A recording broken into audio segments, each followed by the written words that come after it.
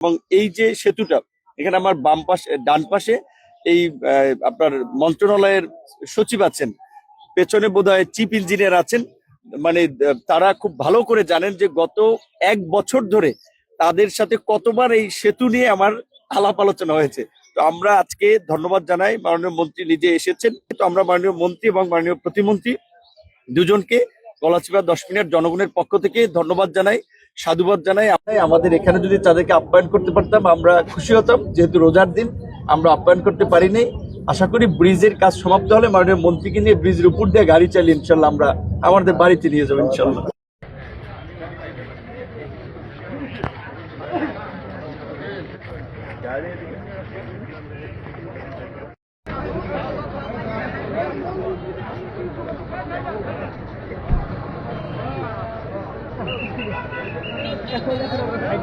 আমরা এখন